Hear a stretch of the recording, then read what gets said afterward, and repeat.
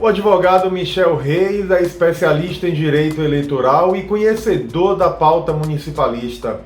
Eu bati um papo com ele sobre as ações que os prefeitos devem empreender para ter um governo de sucesso pelos próximos 4 anos. Eu quero convidar você a assistir esse vídeo, compartilhar com seus amigos e dar um like, porque aqui é muita informação. Eu tenho o prazer de conversar agora para o Jornal à Tarde, para o portal Muita Informação, com o advogado Michel Reis. Michel, eu quero dar boas-vindas para você e começar esse papo querendo saber a sua avaliação sobre a última eleição. Você que é um advogado especialista em direito eleitoral e que entende muito aí dos processos que acabamos de vivenciar até agora. Bom dia, Oswaldo. Bom dia, Irene, que está aí nos ouvindo. Essa ideia de se fazer uma entrevista tratando sobre essa questão do processo eleitoral, sobre as dificuldades que as gestões municipais vão enfrentar a partir do próximo ano, 2021, é importantíssimo isso para esclarecimento ao público em geral, aos gestores que são leitores e clientes do Jornal à Tarde, do site Muita Informação, tá? Quero parabenizar. A gente teve uma eleição completamente atípica, porque era uma incerteza, inclusive, se as eleições seriam realizadas. Essa era a discussão inicial que se tinha no começo do ano, a partir do momento ali que a gente tinha um prazo das filiações partidárias, que era o mês de abril, a gente começou a discutir muito a possibilidade das eleições serem realizadas. Se seriam realizadas, se seriam adiadas, e quando seriam realizadas, em sendo caso de realização das eleições. Decidiu aí o Tribunal Superior Eleitoral em propor ao Congresso Nacional, o Congresso Nacional, aceitando a proposição do presidente do TSE, Luiz Barroso, aceitou adiar as eleições para o dia 15 de novembro, né, do dia 7 para o dia 15 de novembro, e primeiro turno, e na cidade, o segundo turno, dia 29 de novembro. Tirando a questão do Macapá, que a eleição, o primeiro turno foi realizado apenas no dia 4, e o segundo turno será realizado essa semana. Esse final de semana, a gente tem aí as eleições já definidas. Do ponto de vista técnico-jurídico, a gente teve dificuldades, principalmente com as instruções normativas, as orientações dos conselhos de saúde do Estado e as características dos próprios municípios e a atuação do Ministério Público com relação à realização dos eventos, das caminhadas, das carreatas, dos comícios. Esse foi o grande divisor de águas dessas eleições. Como a gente iria fazer a propaganda, como é que ia fazer com que o candidato se tornasse conhecido, porque isso é um processo democrático, o candidato tem que se tornar conhecido do eleitor, para que o eleitor tenha, de acordo com o conhecimento do seu candidato, ele tenha a possibilidade de fazer a melhor escolha, a escolha que mais se adapta, que mais se adequa às suas necessidades, às suas características. O eleitor procura votar em quem se parece com ele, né, com o projeto que ele se identifica. Então, essa foi a dificuldade para o candidato, para as empresas de publicidade, os que fazem o marketing político, chegar essa mensagem ao eleitor, e quais seriam os meios utilizados para chegar, porque a gente praticamente aí teve comícios não existiram na Bahia toda, não houve a realização de comício. Caminhadas, durante o período que foi permitido, quando os candidatos aí dos municípios do interior do estado perderam a coerência, a lógica na realização desses eventos com aglomerações aí que gerariam, como geraram, né? A gente está aí diante de uma segunda onda de contaminação pelo Covid. Parte disso do comportamento irresponsável de alguns candidatos no interior, principalmente do estado, que não tiveram a consciência de se preocupar com a saúde pública ao invés de estar preocupado com o próprio ato de campanha. Então, a gente teve, num primeiro momento, as caminhadas, a gente teve depois suspensas as caminhadas, e aí sua realização de carreatas, seguindo a instrução normativa número 20 da Secretaria de Saúde do Estado, regulamentando exatamente quais eram os atos que poderiam ser realizados de campanha e quais as condições, os limitadores para esses atos de campanha. Mas, no geral, a eleição foi um sucesso, porque a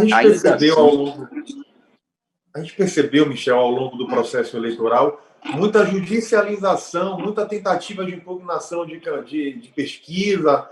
Essa foi uma campanha mais judicializada do que as últimas?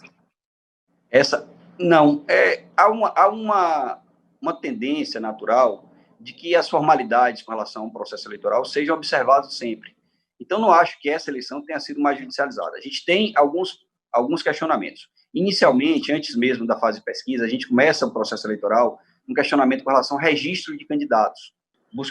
Procuram um registro da sua candidatura nas eleições de certa forma, com algum questionamento do ponto de vista jurídico, se eles estão elegíveis ou inelegíveis. Então, a primeira fase, a primeira guerra, a primeira batalha que os candidatos enfrentam é o questionamento com relação à registrabilidade da candidatura, ou seja, se eles são passíveis de ter um registro deferido pela Justiça Eleitoral. Aí, sim, em muitos casos, a gente percebe que as impugnações ao registro de candidatura elas não são desprovidas de qualquer fundamento legal e os adversários políticos entre si judicializam a eleição de forma incoerente, de forma sem razoabilidade alguma e estão sujeitos, inclusive, às consequências da lei, que seria a condenação por litigância de má-fé, ao suscitar esse registro. Posteriormente a isso, a gente vem os questionamentos referentes à propaganda eleitoral propriamente dita. E aí sim houve uma grande quantidade de demandas de questionamentos com relação à propaganda eleitoral, porque você tinha aí uma dúvida, se as lives seriam permitidas, se não seriam permitidas, se live se equiparava a comício, se não se equiparava a comício, se era possível, ao fazer uma live, convidar algum artista, alguém para participar dessa live ou não. Nós tivemos o caso de Caetano, por exemplo, Veloso, que queria fazer uma live em apoio à candidatura de Manuela Dávila, no Rio Grande do Sul, e isso foi inicialmente proibido, depois foi liberado. Então, havia uma série de questionamentos com relação à possibilidade de tipos de propaganda eleitoral que a gente poderia utilizar durante a campanha. Disparos de WhatsApp, impulsionamentos, tudo isso foi questionado na parte de propaganda. E depois, e aí no curso também, a questão das pesquisas eleitorais. O que é que a gente percebeu com relação à questão das pesquisas eleitorais? É que existem institutos sérios vinculados a órgãos de mídias que querem levar, órgãos de comunicação que querem levar um conteúdo sério ao seu eleitor. Foi o caso, por exemplo, da parceria do Jornal à Tarde, que ele fez aí diversas pesquisas de divulgação, contratou um instituto sério, que fazia pesquisas com metodologia correta, adequadas, e publicavam o resultado dessas pesquisas, visando informar o seu leitor. Mas também a gente percebeu que existiam outros veículos de comunicação que contrataram institutos que não tinham nenhum tipo de credibilidade, nenhum tipo de utilização de metodologia, de registro, tá certo? No Conselho de Estatísticos, e faziam pesquisas completamente fora do que determina a legislação eleitoral. E essas pesquisas, obviamente, foram impugnadas, né? E a Justiça Eleitoral puniu também quem fez a divulgação, puniu de forma contundente a divulgação de pesquisas não registradas no site do TSE. Você atua também na área municipalista. O que será pauta prioritária para os prefeitos que vão assumir o mandato em janeiro ou se reelegeram e começarão o segundo mandato a partir do dia 1º? Oswaldo, primeiro, quero dizer que eu sou presidente da Comissão de Direito Municipal da OAB. Eu tive aí a honra, o privilégio de ser convidado pelo presidente Fabrício Castro para assumir a presidência da Comissão de Direito Municipal da OAB. Lá essa comissão é composta por 21 membros, dentre os quais aí o mais antigo membro deles aí, que eu acho que tem mais experiência na área, é o Ademir Merim, que para mim, eu costumo dizer que ele é o meu Pelé, o meu craque, tá certo?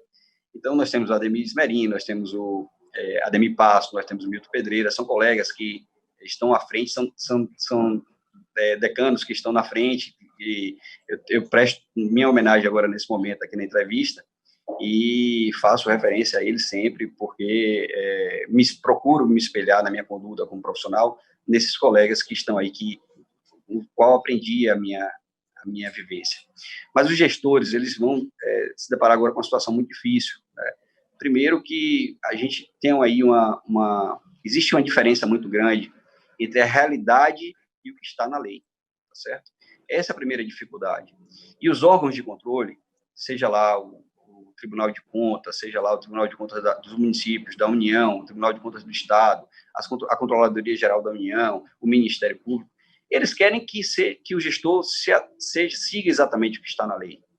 Mas o que está na lei é bem distante do que está na realidade. E aí, a realidade fática dificulta muito a atuação do gestor. Então, a sugestão que eu dou aos gestores que vão iniciar os seus mandatos a partir do dia 1º de janeiro, primeiro é que exijam agora uma transição de governo, aqueles que estão sucedendo um governo, né?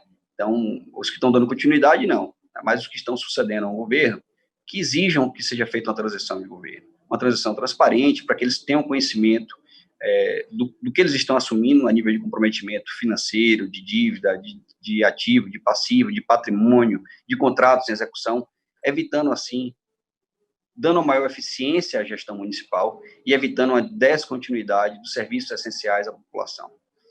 Quero deixar bem claro que, desde 2012, o Tribunal de Contas já não aceita mais medidas assodadas por parte dos gestores.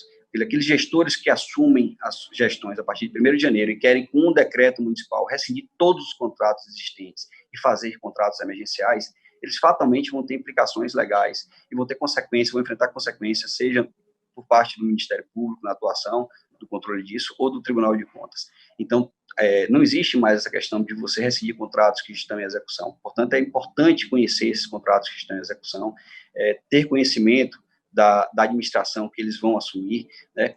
Esperar o momento adequado para fazer as mudanças.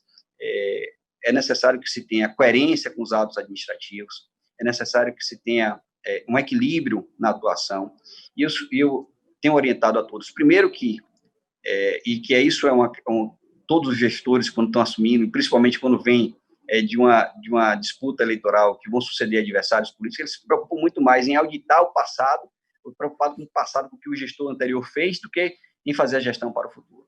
A auditoria você tem tempo para fazer, você pode fazer ao longo do ano, no ano subsequente. O importante é entrar, sentar, olhar para frente e fazer gestão pensando no futuro. Todos os gestores vão enfrentar um ano de 2021 muito difícil, muito complicado. A gente não tem noção ainda do que vai ser, o que é que vai acontecer, ocorrer de queda de receita para os municípios.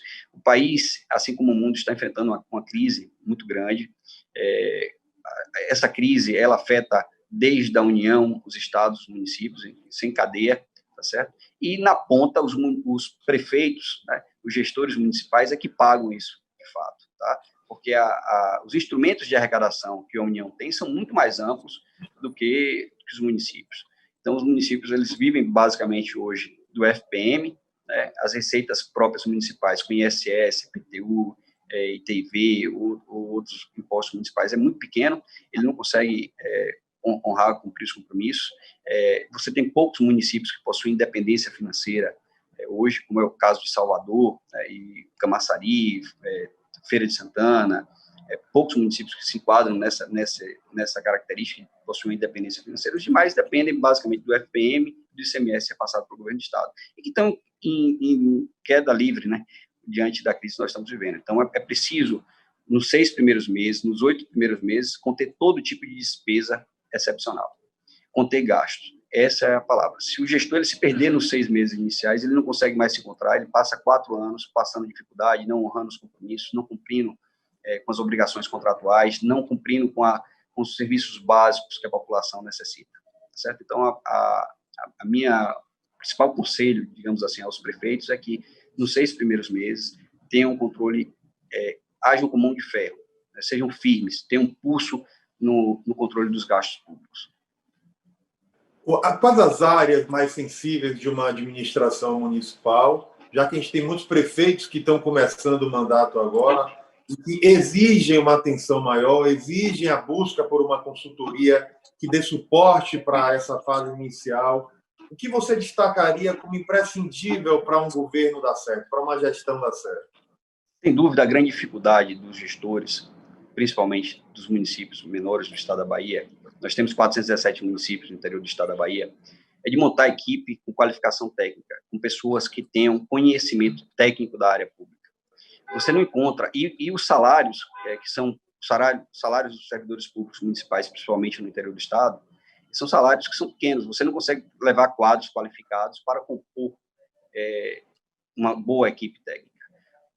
Eu entendo sempre que a educação e a saúde são dois setores bastante sensíveis do ponto de vista político, mas do ponto de vista técnico, o mais importante, o coração da administração, para mim, seria uma secretaria de gestão, uma secretaria de administração, e lá dentro você tem que ter o seu controle interno eficaz, que o controle interno, eu costumo dizer que é a auditoria do bem, tá certo? Aquilo audita a forma que os processos administrativos são tocados pela administração. Então, um controle interno eficiente, um controle interno que faça um trabalho de prevenção, vai evitar, consequentemente, que hajam demandas contenciosas posteriormente. Você também tem que ter uma comissão de licitação exemplar, que atue de forma dura, porque, às vezes, as irregularidades elas acontecem da porta de fora da prefeitura, né, entre aqueles prestadores de serviço da administração pública que não têm um comportamento adequado. Então, esses erros estão da porta de fora da prefeitura, mas, consequentemente, afetam o gestor, afetam o prefeito, tá certo? Afetam o secretário.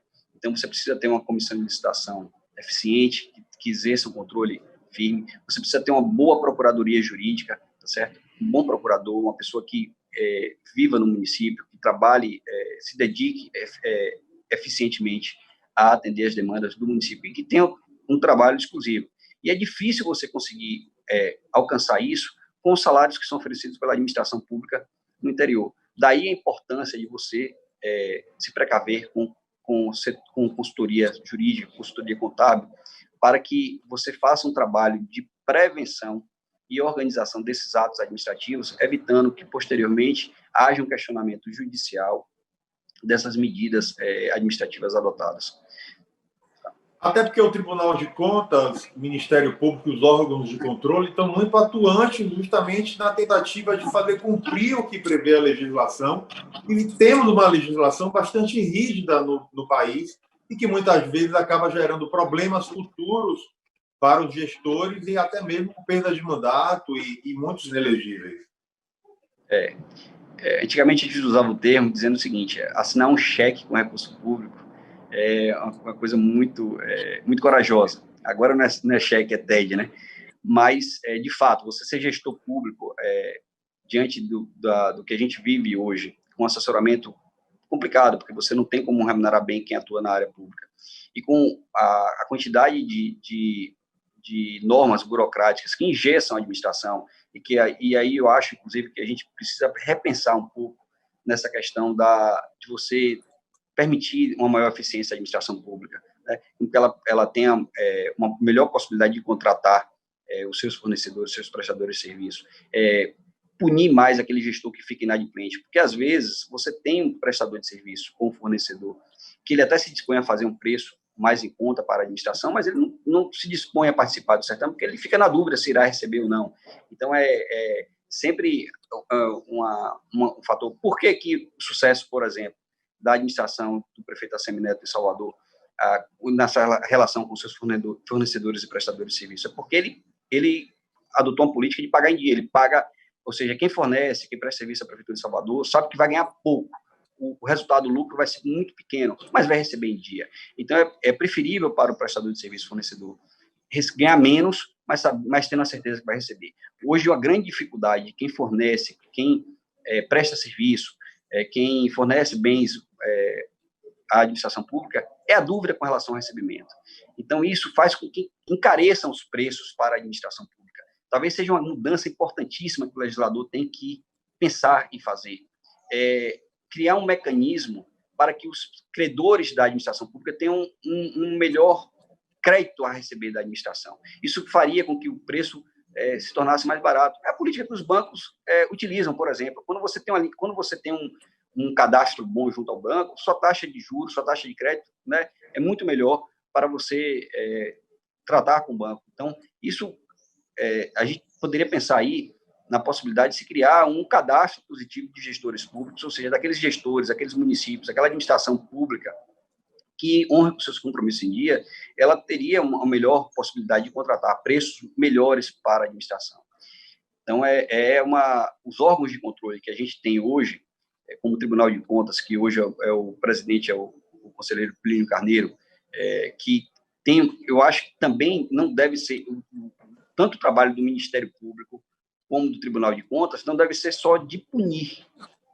É muito mais importante do que punir, é orientar.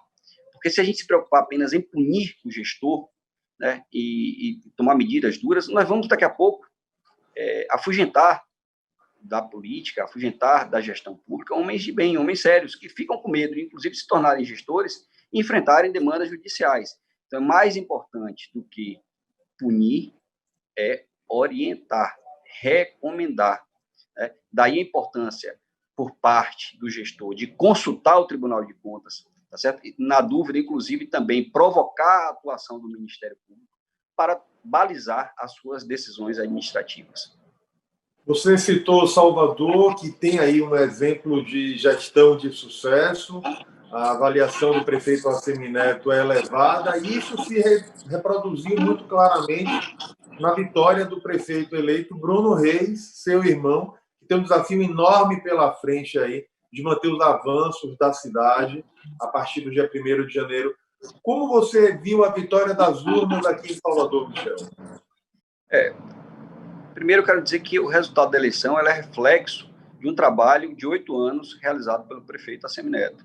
Tá? Ele era, de fato, o maior eleitor de Salvador, porque ele apontou à população, apontou ao eleitor qual seria a melhor opção para continuar o seu trabalho, certo? Para dar continuidade ao que ele vinha exercendo.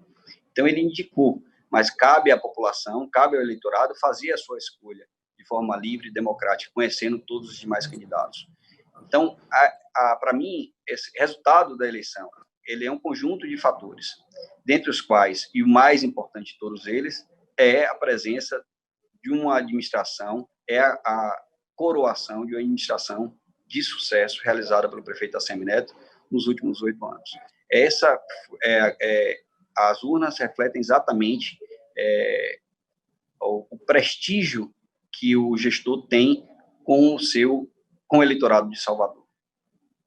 A gente sabe que Salvador é uma cidade carente, é uma cidade complexa, que vem de muitos avanços ao longo dos últimos 8 anos, mas que tem desafios enormes agora por diante. O que você acredita que deva ser prioridade, deva ser colocada como a pauta principal do novo prefeito e da nova gestão a partir de janeiro? Pelas conversas que eu tenho tido com o Bruno, até pela relação familiar que você mencionou, Oswaldo, Bruno vai ter aí 2 prioridades. Primeiro, o social, certo?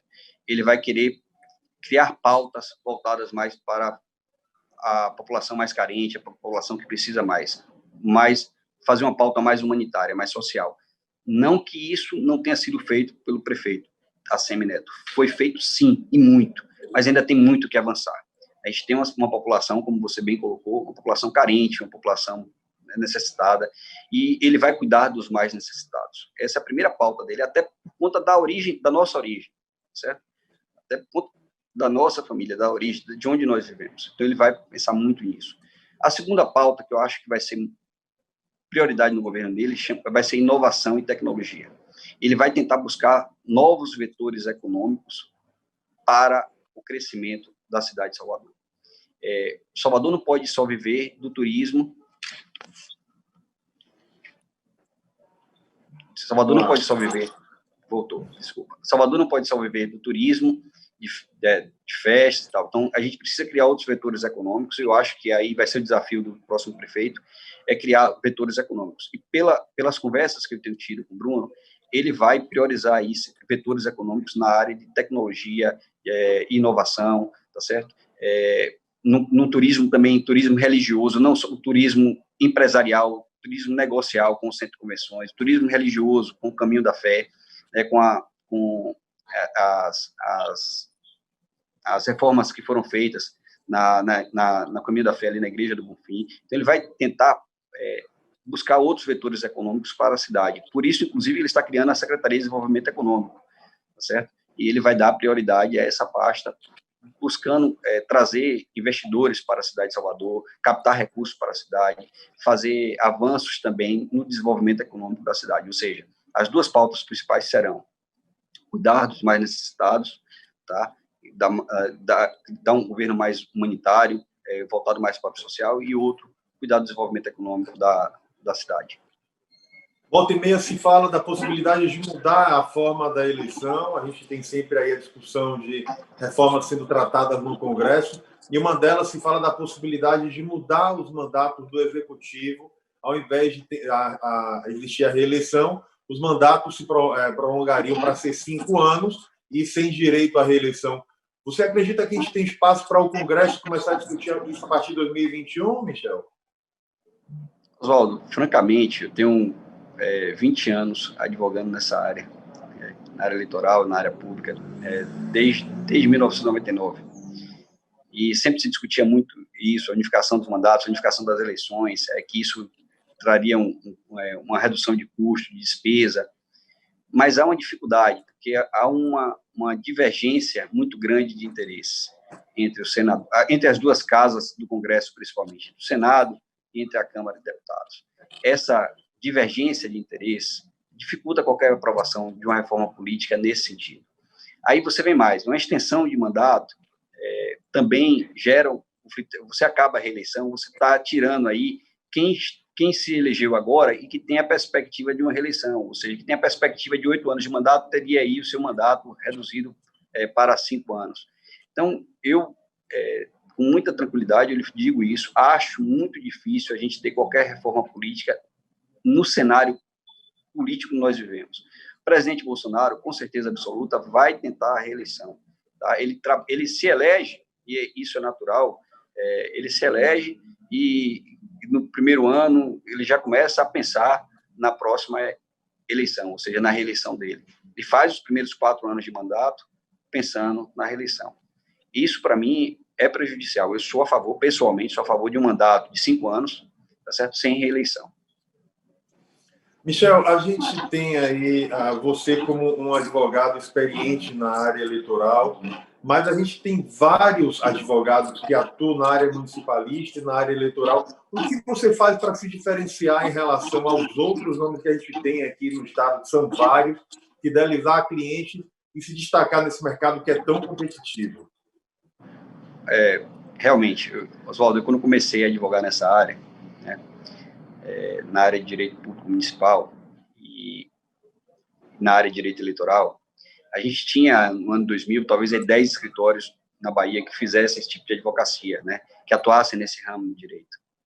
Hoje nós temos aí seguramente mais de 300 escritórios de advocacia que atuam nessa área. Eu faço parte de 2 grupos, um grupo de atuação no Tribunal de Contas, que são de advogados administrativistas, municipalistas, e outro grupo de direito eleitoral também, e que a gente tem mais de 250 colegas nesses grupos que atuam, que têm conhecimento técnico, que são capacitados.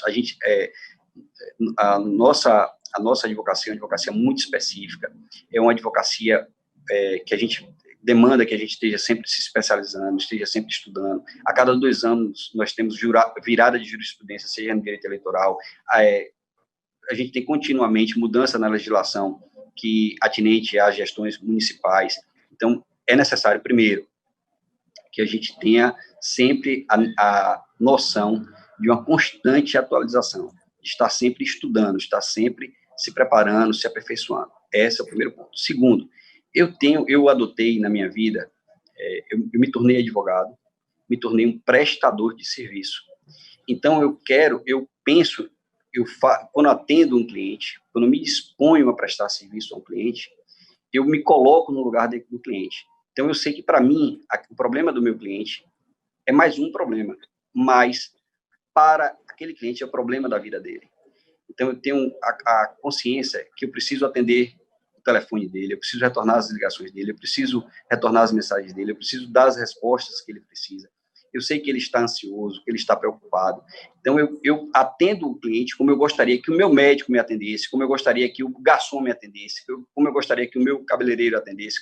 Então, eu tenho a noção exata que eu sou um prestador de serviço. Eu tenho que estar disponível para atender o meu cliente dentro do que ele precise, no momento, na hora que ele precisa. O telefone fica ligado 24 horas, eu retorno todas as ligações e todas as mensagens. Você é testemunha disso, porque às vezes que você me mandou mensagem ou me ligou, eu lhe retornei, mesmo nos momentos mais difíceis. Então, a gente tem que ter e aos colegas mais novos que estão atuando nessa área, eu costumo dizer, e lá no meu escritório, eu tenho a felicidade de trabalhar com todos os advogados que trabalham comigo hoje, todos os advogados, exatamente todos foram meus estagiários, e hoje são advogados do escritório, começaram comigo, e são jovens, né, são bem jovens. Eu costumo dizer a todos eles, nós somos prestadores de serviço, e prestador de serviço se dispôs a isso, se dispôs a ser advogado, precisa ter a noção exata de atender o cliente 24 horas por dia, estar disponível, atender, ter paciência, tratar bem, tratar com educação, entender, ser um pouco de psicólogo, entender que ele tem que ele precisa de respostas, e respostas firmes e contundentes. E no mais, um outro dom que aí eu acho que é um diferencial, o advogado, ele acima de tudo, ele é um administrador de problema dos outros, óbvio, isso é um problema bom. Então, a gente tem que ser administrador de problemas, então, a gente tem que pegar, receber aquele problema do cliente e achar a melhor saída, a mais eficiente, a que vai dar um resultado melhor para o cliente, que às vezes não é ganhar o processo, tá certo? Às vezes pode ser o melhor resultado dentro daquele processo, o melhor resultado que a gente pode obter naquele processo. Então, para os jovens que estão começando nessa área, persistência, dedicação, estudo, responsabilidade, tá certo? E ter, acima de tudo, a noção exata que a gente tem que ter o cliente não como um adversário, mas como um parceiro. A gente precisa entender a angústia dele e ter a paciência de ouvir, ser um pouco de psicólogo, dar a atenção merecida àquele cliente. Esse eu acho que é o segredo da atuação do escritório, não só minha, porque o sucesso, primeiro que eu não me considero lá esse sucesso todo que você está dizendo, mas o sucesso faz parte da equipe que eu tenho ao meu lado, não é atrás de mim, é ao meu lado, tá certo? Então, eu tenho uma equipe de qualidade preparada, eu tenho colegas também que não são do escritório, mas que estão juntos, convivendo sempre, aos quais eu respeito, tenho deferência total. Então, é essa consciência que a gente precisa ter, de saber que o cliente precisa estar satisfeito com a nossa atuação. Ele é o destinatário do nosso serviço. Michel, eu quero agradecer demais a sua presença, a sua participação com a gente. Acho que a gente tem uma verdadeira aula aí, que esse papo sirva de instrumento para que prefeitos, gestores públicos possam fazer mandatos importantes e que beneficiem a população a partir de janeiro de 2021, que é o que todos nós esperamos. Quero agradecer mais uma vez e pedir uma última mensagem sua aí para a gente, já que 2021 está na porta e uma expectativa de um ano diferente desse 2020. Primeiro, eu quero parabenizar você, né, pela coluna que você está fazendo, esse trabalho com o Jornal à Tarde, que é a página, o caderno à tarde municípios, no sentido de vocês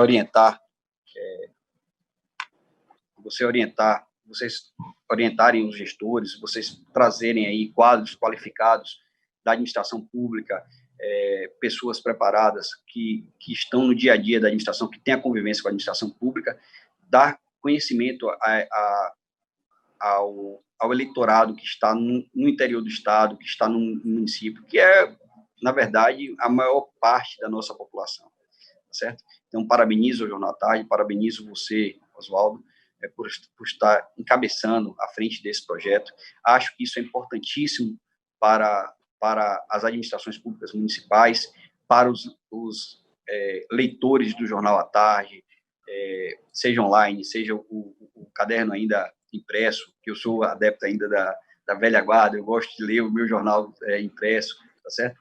Então, isso eu quero dizer que é uma coisa importante, fundamental, e parabenizar aí o sucesso de vocês nessa missão. E dizer que tanto a OAB como a Comissão de Direito Municipal estão à disposição de vocês, através dos demais membros da comissão, disponíveis para, no momento que vocês precisarem, virem ao à tarde municípios e colaborar aí com o seu conhecimento técnico.